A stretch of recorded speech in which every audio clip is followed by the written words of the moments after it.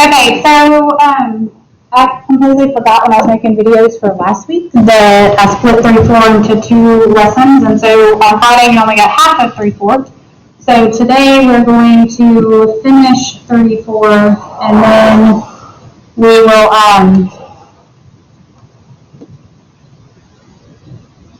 review Tuesday, test Wednesday. All right, so zeros of polynomial functions. We talked about that on Friday. We found zeros. I think we even in your homework had to find some irrational and imaginary solutions. So we're not doing anything. Well, actually we are. So we found the zeros. So today we're doing something new in that we're going backwards, but we're not really doing anything completely new. Anyway, so just properties of roots. What's important here is that you understand that if you have an nth degree polynomial, you have n roots. So if the degree is 5, the biggest exponent is 5, you should have 5 solutions. Some may be imaginary, some are going to be real, some are going to be irrational, but altogether there are 5. And then also remember that crazy comes in pairs.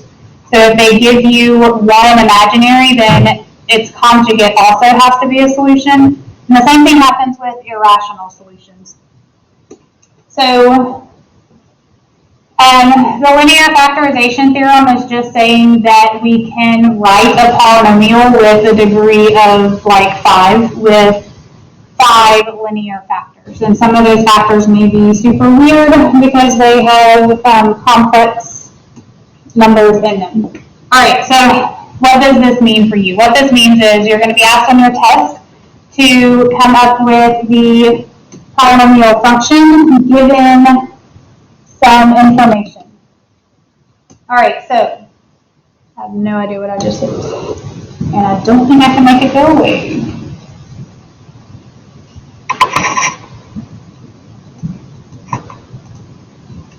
Okay. All right, so they're giving you a lot of information. I don't know why that keeps doing that when I do that. It's super weird. Okay. They're giving you a lot of info. Also don't know why that I will not stay there. Whatever. Okay. So they're telling you that your degree is 30. So all this is saying is that you have a degree of 30. Meaning that there are actually 3 solutions to this polynomial. They only give you 2, so you have to figure out the third one, and then they give you information to go a little farther. So for this information, we know that x is equal to 1, and we know that x is equal to 5i, because that's what that's supposed to be as an I. Okay, so what we just said, crazy comes in pairs. If we have a solution of 5i, we also have a solution of negative 5i. All right, so if we turn these solutions into factors, this one becomes x minus 1, because if I had an x minus 1, set it equal to 0 and solved, I would get positive 1 as the solution. This becomes x minus 5i, and this becomes x plus 5i. All right, so now our goal is to multiply that out and see what we get. Anytime you have imaginaries or irrational, always multiply those first because it gets rid of the ugly. So if I distribute here, I'm going to get x squared. I get positive 5i, negative 5i, so those cancel. Minus 25i squared. Remember, I squared is just negative 1, so that makes this plus 25. So I have x squared plus 25. Anytime you multiply 2 imaginaries like this, that's what's going to happen. You get x squared, and then multiply those, and you get a plus. All right, so bring down the x minus 1 and distribute that. So that gives us x to the third plus 25x minus x squared minus 25. All right, we would like to say that this is our function, but this is the basic function that would have these solutions. There is an infinite number of functions that would have the same solutions. I could multiply all of my terms by 4, and I would get a new polynomial with the same solutions. I could multiply all of the terms by negative 50, and I would get a different polynomial with the same solutions. So this information that they're giving you here is how you're going to figure out what this multiplier is. So you have the basic function, but what's the multiplier in front? So if we know that we plug in -1 and we get -104. So we're going to say a times, put -1 in the place of all of the x's.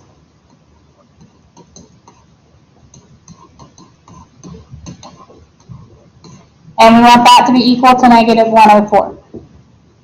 All right, so if you clean all of this up, that's -1 minus 25 is 26, -26. Minus 1 is -27. Minus 25 is -52. So A is 2 when I divide that -52 into -104.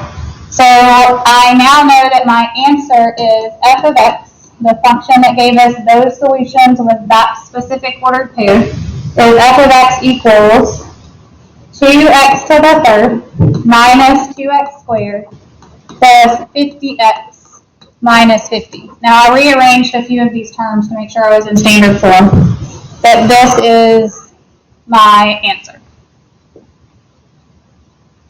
All right, the one on your test is going to be like that one. They can get uglier, so let's look at one that's a little uglier. All right, so the degree is 4. That's all that tells us, so it's really not that helpful. We have a solution of -2. We have a solution of 5. We have a solution of 3 plus 2i, which means there's also a solution of 3 minus 2i because crazy comes in pairs. Okay, so turning these into factors, this becomes x plus 2. This becomes x minus 5. This is x minus 3 plus 2i, so that would be minus minus if I distributed the negative. This would be x minus 3 minus 2i, so it would be minus 3, and that becomes plus 2i. All right, so now we clean up. So I'm going to multiply the first two, and then I'm going to multiply the back two to get rid of some i's, and then I'm going to multiply them together. So this is x squared minus 5x plus 2x, so minus 3x, and then minus 10. Here we're going to get x squared minus 3x plus 2ix. Now it's the 3's turn to multiply by everybody. So negative 3x, positive 9, negative 6i. Now it's the negative 2i's turn to multiply by all of these. So minus 2ix plus 6i minus 4i squared. Remember, this is really just plus 4. All right, so combining like terms, you have an x squared. You have minus 6x. This and this cancel. This and this cancel. And we can add 9 and 4 and get 13. Alright, so bring down x squared minus 3x minus 10. Okay, so if we multiply these, we're going to get x to the fourth. Minus 6x to the third plus 13x squared, and minus 3x to the third plus 18x minus 39x, this is x squared, sorry, and then negative 10x squared plus 60x and minus 130. So combining our like terms, we have x to the fourth minus 9x to the third. For the x squared, you have 13 plus 18 minus 10, so 21. For your regular x's, you have negative 39 plus 60, so also 21. And then minus 130. All right, so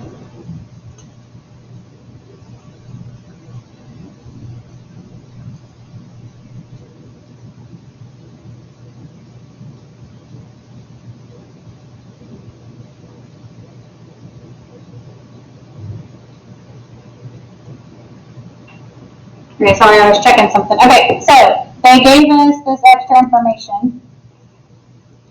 So using this, we're saying if we want this function to be specific, I want to know exactly which function it is. They gave me those zeros. Then we're going to say that if we plug in a 1 for all of our x's, we're going to get negative 96. Alright, so if I do 1 minus 9 plus 21 plus 21 minus 130, I get negative 96. So that means that my multiplier is 1. So actually, this is my function. I have a final answer of, I know that the function that gave me those solutions going through that point is this function.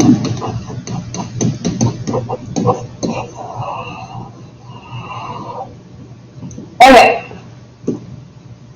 So, the other thing that's in this section, and you're going to have a couple of homework questions on it, but I'm not going to put it on the test, is Descartes' rule of sign. Sorry if my voice just got really loud. I got close to the microphone. I didn't realize.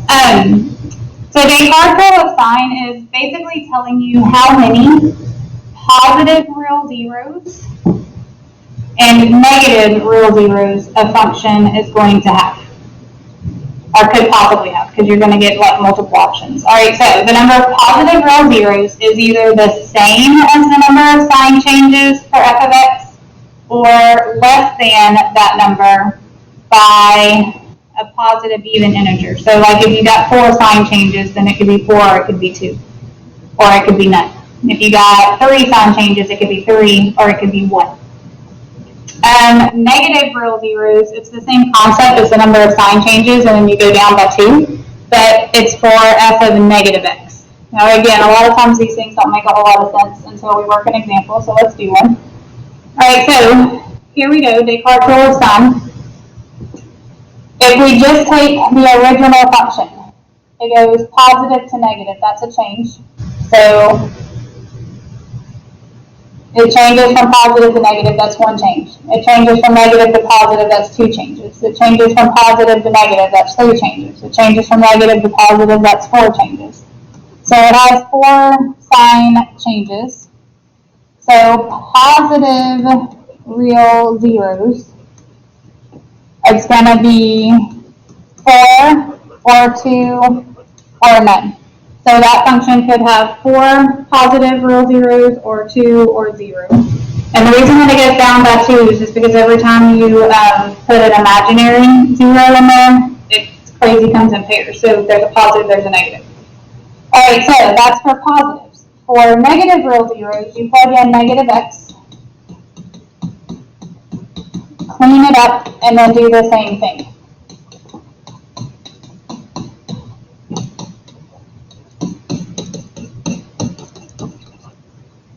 Alright, so this would be x to the 4th. This would be negative, which is going to make this positive 4x to the 14x to the 3rd. This will be positive, so it'll be plus 71x squared. Negative times a positive is a positive, and then your plus 120. So everybody's positive. There are 0 sign changes, which means that negative real zeros, we have none. All right. If you have questions about Descartes' rule of sign, it's really not that crucial because it's not going to be on your test. If you have questions about finding the polynomial function given the zeros, then please let me know. This is your assignment. We'll do a review on Tuesday and a test on Wednesday.